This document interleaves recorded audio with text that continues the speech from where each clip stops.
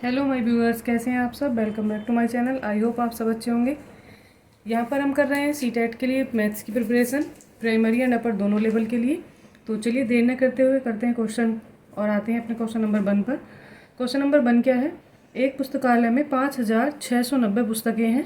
425 पुस्तकें विद्यार्थियों को पढ़ने के लिए दी गई हैं और उसी दिन 273 नई पुस्तकें पुस्तकालय में जमा की गई हैं। अब पुस्तकालय में कुल कितनी पुस्तकें हैं हमें बताना है। टोटल पुस्तकें कितनी हैं, तो पुस्तकों की संख्या कितनी है पुस्तकालय में। पहले पुस्तकालय में पुस्तकों की संख्या,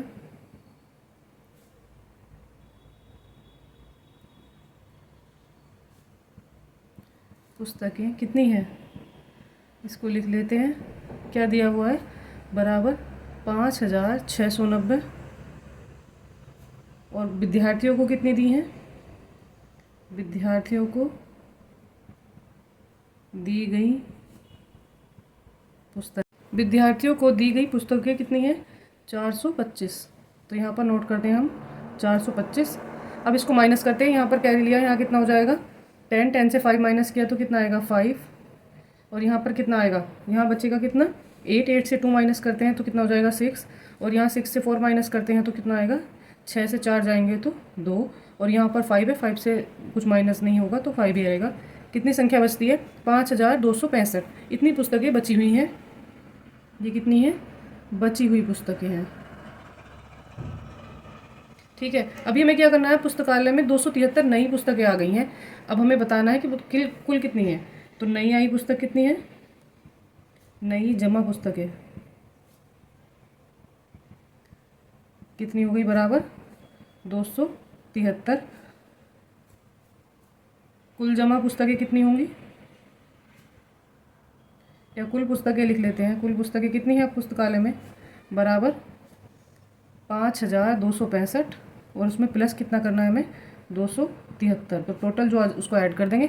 5 3 कितने हो जाएंगे 8, 6 और 7 कितने हो जाएंगे 13। कैरी हुआ कितना 1, 2 2 हो जाएगा 4 और 1 5। और यहाँ पर रहेगा 5, ऐसे कैसे ही लिखेंगे। तो हमारे पास जो नई पुस्तकों की संख्या आ जाएगी वो कितनी आ जाएगी, 5538। तो यहाँ पर जो आंसर आ जाएगा हमारा ये आ जाएगा 5538। चलिए आते हैं नेक्स्ट क्वेश्चन पर। क्वेश्चन नंबर है 2।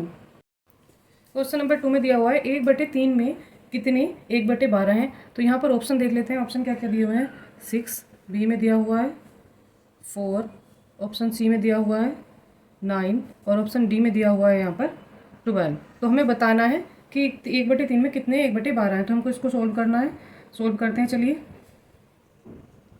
लिख लेते हैं। सबसे पहले क्या 1/3 और उसमें क्या करना है, हमें भाग बताना है इसका। ठीक है, भाग कितने भाग 1/12 हैं। ठीक, तो हमें क्या करना है इसमें 1/3 भाग का मतलब होता है, अगर हम इसको भाग करते हैं तो कैसे लिखते हैं, एक से ही 1/3 अपॉन कितना हो जाएगा 1/12। और जब भी हम किसी को भाग करते हैं तो वो अपोजिट होकर लिखा जाता है 1/3 और ये इसकी गुणा में चला जाएगा ऊपर। तो ये कहाँ जाएगा, ये सबसे ऊपर आ जाएगा, ये आ जाएगा 12। और ये 1 कहाँ जाएगा, ये आ जाएगा 3 के साथ, तो उल्टा होकर लिखा जाएगा, हो जाएगा 12/1। 1 से 1 कैंसिल हो जाएगा और 3 से 12 कैंसिल हो जाएगा। 3 चौक 12, 3 4 जा कितने होते हैं 12। तो यहाँ पर कितना बचता है, 1 से 1 कैंसिल, इजिकल टू कितना आएगा 4। तो हमारा जो आंसर आ जाएगा वो हो जाएगा 4। तो यहाँ पर देख लेते हैं कौन से ऑप्शन में 4 दिया हुआ है। ऑप्शन नंबर बी में 4 दिया हुआ है। बी इज़ द राइट हो जाएगा, b is the right answer. चलिए आते हैं नेक्स्ट क्वेश्चन पर। क्वेश्चन नंबर है 3। क्वेश्चन नंबर 3 में दिया हुआ है एक संख्या 80 के आधे से अधिक है। यह है 4 से अधिक और 6 से कम है। इसके अंकों का योग 6 है। इसका धाई का अंक इकाई के अंक का दुगना है। संख्या है 46, 51, 60 या 42। तो हमें बताना है। सबसे पहले देख लेते हैं क्वेश्चन में क्या दिया हुआ है। कह रहे हैं कि 80 के आधे से अधिक है, तो 80 का आधा करते हैं। 80 का आधा कितना हो जाएगा, हाफ करेंगे तो हो जाएगा 40। तो 80 का आधा आता है हमारे पास 40। 40 से अधिक है, माना संख्या क्या है, संख्या मान लेते हैं हम x। ये कह रहे हैं 80 के आधे से अधिक, 80 का आधा हो गया 40 और उससे अधिक, तो 40 से अधिक है। तो कितना हो जाएगा ये 40 से अधिक, 40 प्लस x, 40 से अधिक आ गया। ठीक है, अभी क्वेश्चन में क्या कह रहे हैं, यह है 4 से अधिक, मतलब क्या हो जाएगा, यह है 4 का मतलब कितना होता है, 4 का मतलब होता है 4 गुणा 10 बराबर कितना 40। ये 40 से अधिक है, ठीक है, यहाँ पर कह रहे हैं अधिक। अब आगे क्या कह रहे हैं, 6 दहाई से कम है, मतलब 6 दहाई का मतलब कितना हुआ, 6 दहाई का मतलब हुआ 6 गुणा 10 बराबर 60। 60 से क्या कह रहे हैं, कम है, 60 से कम है और 40 से अधिक है।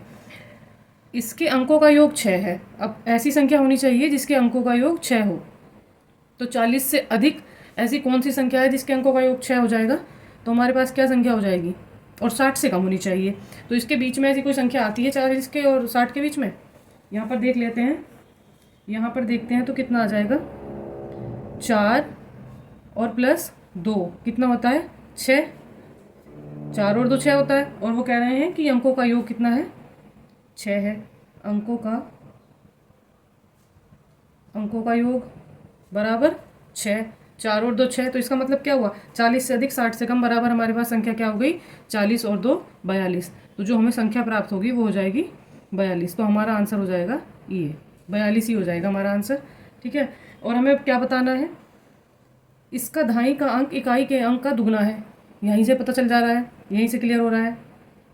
क्या कह रहे हैं, इसके दहाई का अंक क्या हो गया, ये हो गया 42 में देख लेते हैं, ये अंक होता है इकाई का और ये वाला अंक होता है दहाई का। तो बोल रहे हैं कि इकाई का अंक, इसका दहाई का जो अंक है इकाई के अंक से दुगना है। तो दहाई का अंक, इकाई का अंक कितना है 2, इकाई अंक बराबर 2 और दहाई अंक कितना हो जाएगा 2 गुणा 2 बराबर 4, मतलब कि दुगना। तो ये दुगना आ गया, ठीक है, और यही हमें बताना था। तो यहाँ से भी क्वेश्चन का आंसर वेरीफाई हो रहा है कि दहाई का अंक इकाई के अंक से दुगना है, और यहाँ से भी आ रहा है कि इनका योग 4 और 2 6 होता है। तो 2 जगह से आंसर हमारा वेरीफाई हो गया है, तो इसलिए ऑप्शन नंबर जो है हमारा डी करेक्ट हो जाएगा। D is the right answer. चलिए आते हैं नेक्स्ट क्वेश्चन पर। क्वेश्चन नंबर है 4 में दिया हुआ है 96 के सभी गुणनखंडों का योगफल है। 96 के सभी गुणनखंड हमें बताने हैं। यहाँ पर ऑप्शन दिए हैं 260, बी में 246, सी में 252 और डी में 248। तो चलिए आते हैं इसके सॉल्यूशन पर। हमें क्या देखना है, 96 के गुणनखंड मतलब होता है कितना, 96 के सभी गुणनखंड। यहाँ पर गुणनखंड नोट कर लेते हैं, कितने हो जाएंगे, बराबर कितने आते हैं, 1 हो जाएगा। 1 से इसका मतलब ये कि डिवाइड हो जाएगा, 1 से हो जाएगा, 2 से हो जाएगा, 3 से भी हो जाएगा, 4 से हो जाएगा, 6 से भी हो जाता है, 8, 12 से भी हो जाता है, 16 से भी हो जाता है ये डिवाइड, 24 फिर आता है, 32 से हो जाएगा, और ये हो जाता है 48 से भी, और ये हो जाएगा 96 से भी। इतनी संख्याओं से ये डिवाइड हो जाता है। तो इसका मतलब ये सभी जो है इसके गुणनखंड है। अभी क्या कह रहे हैं, इनका योगफल बताना है। इन सबको हमें क्या करना है, सिंपल सा उठा के इनको ऐड कर देना है, और ये इसका आंसर आ जाएगा 1 + 2 + 3 + 4 + 6 + 8 + 12 + 16 + 24 + 32 प्लस कितना हो गया 48 और प्लस में आ जाएगा कितना 96। तो इन सबको हमें क्या करना है, टोटल कर देना है, और हमें इनका टोटल करके बस आंसर मिल जाएगा। सबका टोटल करने के बाद कितना आ जाएगा हमारा 252। तो ये हमारा जो हो जाएगा राइट आंसर हो जाएगा। देख लेते हैं किस ऑप्शन में, ऑप्शन नंबर सी में है, सी इज़ द राइट आंसर। चलिए जो ऑप्शन सी है वो राइट है, यही आंसर है। सिंपल सा क्वेश्चन है, सीटेट में इससे टफ क्वेश्चन नहीं आते हैं, इतने सिंपल क्वेश्चन ही पूछे जाते हैं। चलिए आते हैं नेक्स्ट क्वेश्चन पर। क्वेश्चन नंबर है 5। क्वेश्चन नंबर 5 में देख लेते हैं, निम्नलिखित में से सबसे छोटी संख्या कौन सी है। इनमें सबसे छोटी संख्या बतानी है, ऑप्शन दिए हुए हैं। तो इस क्वेश्चन को जो हम सॉल्व करेंगे, हम करेंगे इसको ऑप्शन से ही। सबसे पहला ऑप्शन लेते हैं, ऑप्शन नंबर ए से करते हैं। 5.9853 और मल्टीप्लाई कितना है 10⁻3। अब हमें करना क्या होता है, हम सबसे पहले क्या करेंगे, यहाँ से पॉइंट हटाते हैं, तो ये जितना भी लिखा हुआ है जीरो उसके नीचे चले जाएंगे। तो कितनी संख्या है 1 2 3 और 4, तो 1 के आगे उतने ही जीरो हम ऐड कर लेंगे, यहाँ पर आ जाएंगे 40, ठीक है। अब हमें क्या करना है, ऊपर दिए हैं 10⁻3 और यहाँ है 4, तो यहाँ से हम ना 3 जीरो और 10 की पावर 3, ये यहाँ से कैंसिल कर देंगे, 3 जीरो यहाँ पर कैंसिल हो जाएंगे। तो यहाँ पर कितना बच जाएगा, यहाँ बचता है ये 5 9 8 5 और ये 3, और नीचे कितना जीरो बचेगा 1। तो ये संख्या क्या बन जाएगी हमारी, बन जाएगी, ये जीरो यहाँ से हटाकर ऊपर ले जाएंगे, लगा देंगे संख्या में, संख्या आ जाएगी हमारी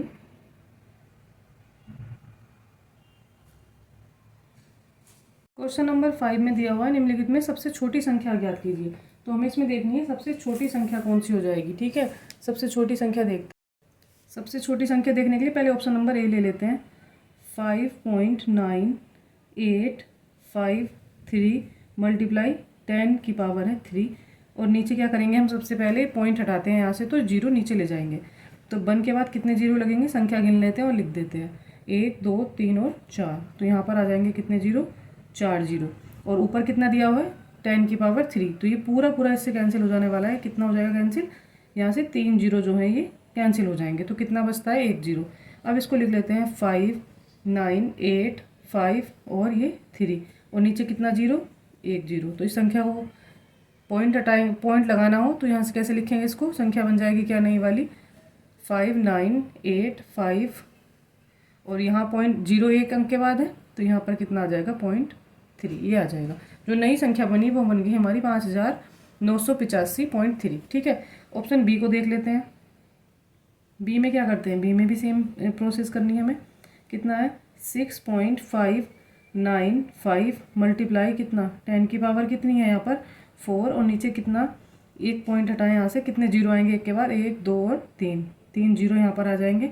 ये तीनों जीरो जो है कट जाएंगे 4 की पावर से, और यहाँ पर कितनी बच जाएगी, एक 10 बच जाएगा फिर भी। तो हमें क्या लिखना है, ये आ जाएगा 6595 मल्टीप्लाई, एक 10 यहाँ पर बच गया। ठीक है, ये पूरा नहीं कटेगा, एक 10 बच जाएगा, यहाँ से केवल 3 ही कटेंगे।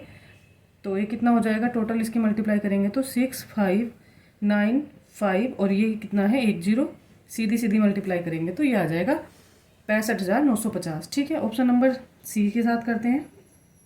सी के साथ भी सेम प्रोसेस होगी। 3.43 मल्टीप्लाई 10 की पावर कितनी हो जाएगी 5, और अपॉन में कितना रहेगा, यहाँ से पॉइंट रिमूव करते हैं तो 1 के आगे कितने जीरो आएंगे 1 और 2, 1 2। ठीक है, ऊपर है 5 नीचे है 2, कैंसिल हो जाएंगे, और यहाँ से बचेगा कितना 3 बच जाएंगे ऊपर।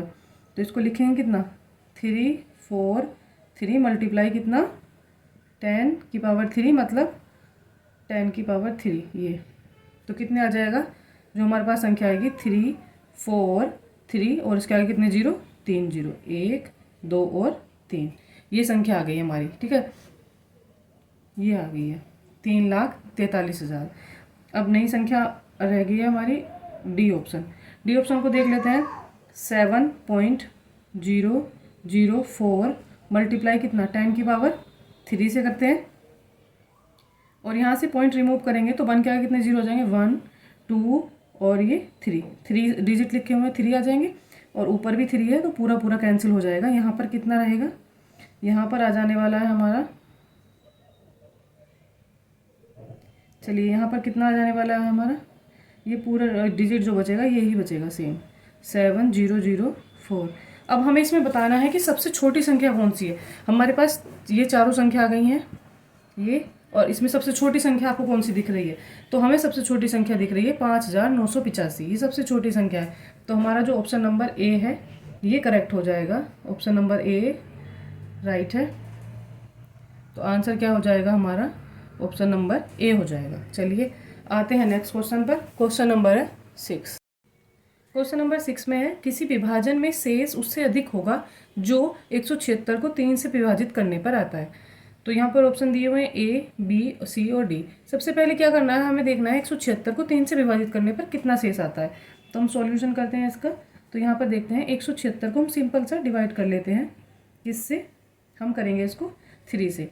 तो 3 से डिवाइड करते हैं तो कितनी टाइम जाएगा, 3 5 जा कितना होता है यहाँ पर 15, 3 पंजे 15 हो जाएगा, और यहाँ पर 7 से 5 माइनस करेंगे तो कितना आता है 2 आता है।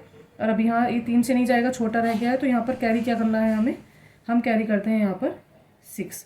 3 के टेबल में 26 कितनी बार आता है ये काउंट कर लेंगे, तो कितनी बार जाता है 3 8 जा 24, यहाँ हो जाएगा 24। यहाँ से कितना क्या बचेगा शेष, 6 से 4 माइनस करेंगे तो 2। ये आ गया हमारा शेष। ठीक है, यहाँ 2 शेष आया है। अब हमें इसी के अकॉर्डिंग पूरा क्वेश्चन सोल्व करना है। अभी हमने पहले फर्स्ट पार्ट कर लिया है। अब यहाँ पर हम देख लेते हैं ऑप्शन नंबर ए से कैसे होगा। तो ए को करेंगे 5 से, कितना लिखा हुआ है 173। चलिए करिए इसको, 5 से इसको डिवाइड करते हैं तो कितना जाएगा, 5 3 जा कितना होता है 15, और यहाँ 17 से 15 जाएगा तो 2 बचेगा। यहाँ से नेक्स्ट नंबर आप नोट करेंगे तो कितना आएगा 3, और कितना हो जाएगा 5 4 जा, ये हो जाएगा 20, और यहाँ पर कितना आ जाएगा 3 शेष। चलिए ऑप्शन बी से करते हैं इसको।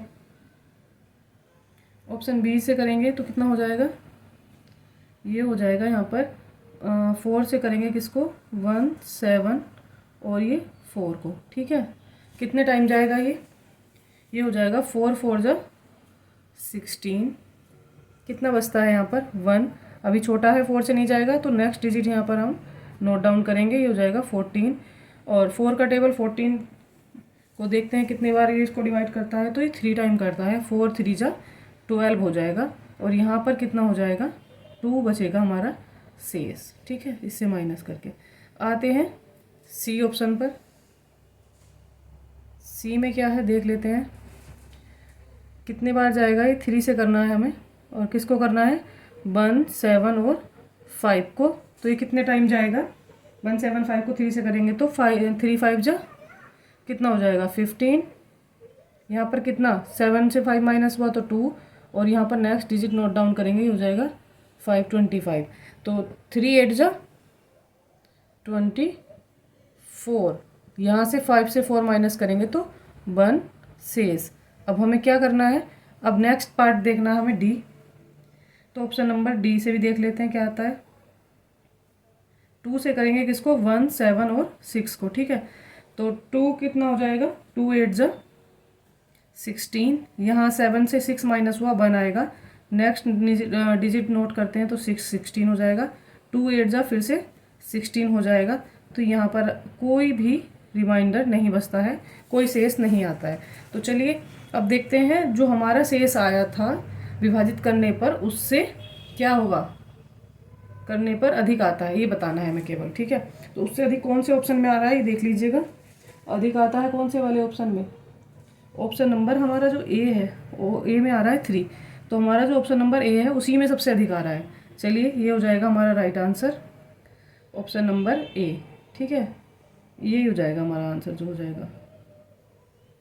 तो यहाँ पर लिख भी लेते हैं, जो है ए वाला जो पार्ट है हमारा 1 7 3 डिवाइड 5, ये हमारा आंसर हो जाएगा, ये हो जाएगा हमारा आंसर। ठीक है, चलिए आते हैं नेक्स्ट क्वेश्चन पर। सिंपल क्वेश्चन है, ऑप्शन से ही सॉल्व होके होते हैं ये। चलिए क्वेश्चन नंबर 7। क्वेश्चन नंबर 7 में है, एक आयत को इसके केंद्र के परितः घुमाया जाता है, घूर्णन कोण पहले जैसा दिखे। ऐसा कितना घुमाए कि इसको पहले जैसा दिख जाए। तो आयत कैसा होता है हमारे पास देख लेते हैं। आयत होता है ऐसा, इसमें आमने सामने वाली जो भुजाएं होती हैं वो एक दूसरे के बराबर होती हैं। ये हो गया आयत। ठीक है, आयत में क्या होता है, आमने सामने की भुजा बराबर होती हैं, सामने की भुजाएं बराबर होती हैं।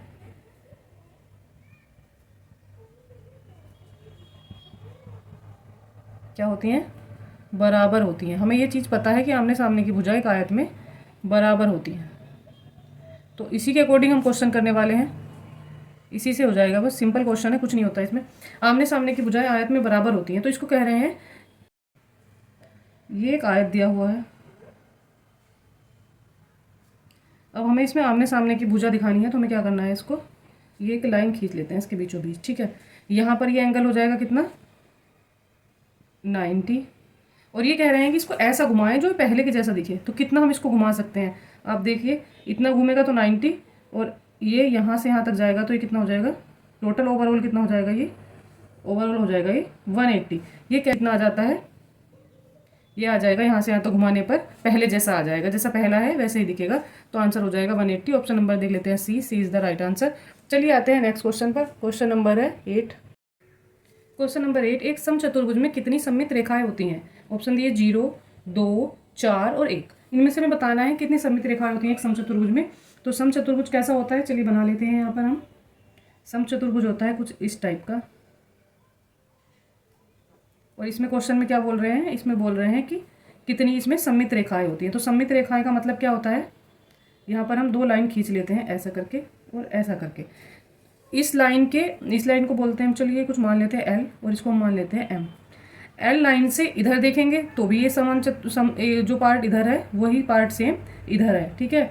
और जितना पार्ट एम के उधर है ऊपर की साइड उतना ही एम के नीचे की साइड है, ठीक है। दोनों पार्ट सेम है। एक ऐसी लाइन जो इन दोनों को ऐसी आकृति में डिवाइड करे कि बराबर दिखे।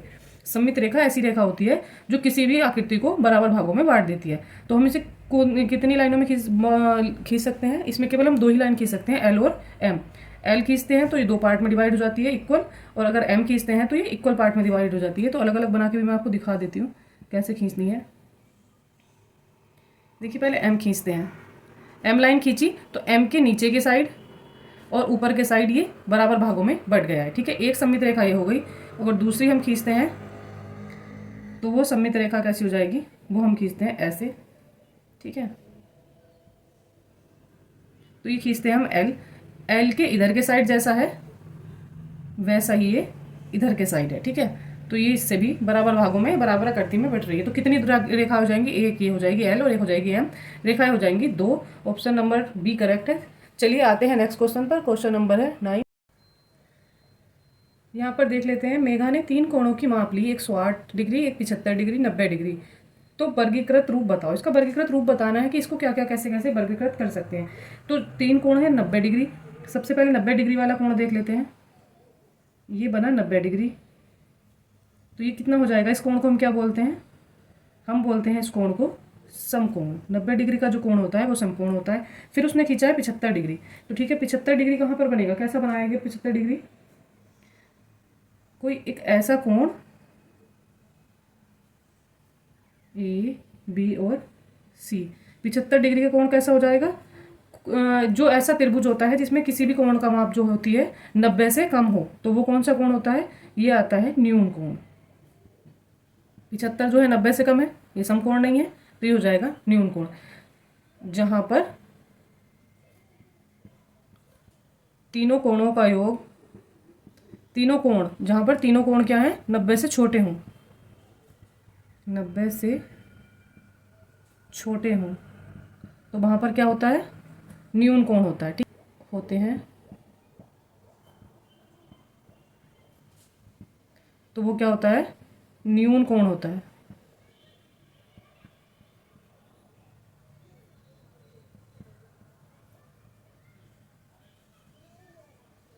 इस त्रिभुज में कोई भी कोण 90 का नहीं है, सब 90 से छोटे हैं, तो इसलिए कैसा हो जाएगा, न्यून कोण हो जाएगा। और सबसे आखिरी में आता है 108। 108 वाली जो माप है वो कैसा कोण बनता है, तो कुछ ऐसा कोण बनेगा लगभग। चलिए अब देखते हैं 108 वाला कोण कैसा बनेगा। तो 108 वाला जो कोण बनेगा वो कुछ इस टाइप का बनेगा, ये हो जाएगा 108 डिग्री का, ठीक है। तो ये क्या हो जाएगा, ये कोण जो है, इसमें एक कोण जो है 90 से अधिक होता है, तो इसको क्या बोलते हैं, एक कोण 90 से अधिक हो, तो ये क्या हो जाएगा, ये हो जाएगा अधिक कोण। हम इसको क्या बोलेंगे, अधिक हो तो वह क्या कहलाएगा, अधिक कोण कहलाता है। चलिए कौन कौन से कोण हो जाएंगे यहाँ पर, एक हो जाएगा समकोण ये वाला, फिर हो जाएगा न्यून कोण, और उसके बाद हो जाएगा अधिक कोण। ये तीनों मापें हमारे पास आ गई हैं। चलिए आते हैं क्वेश्चन नंबर 10 में देख लेते हैं। एक तार को मोड़कर एक आयत बनाया गया है जिसका परिमाप 20 सेंटीमीटर है। उसी तार से बने वर्ग का क्षेत्रफल होगा। हमें वर्ग का क्षेत्रफल बताना है, तो सबसे पहले वर्ग का परिमाप लिख लेते हैं 4 गुणा ए, और ये होती है क्या, ए क्या होता है यहाँ पर, भुजा। और यहाँ पर दिया हुआ है आयत का परिमाप। आयत का परिमाप कितना दिया हुआ क्वेश्चन में, 20 सेंटीमीटर। तो यहाँ पर हम सबसे पहले क्या निकालेंगे, हमें भुजा निकाल लेनी है। भुजा निकालते हैं तो क्या हो जाता है, दोनों परिमाप को बराबर रख देंगे। यहाँ पर वर्ग का परिमाप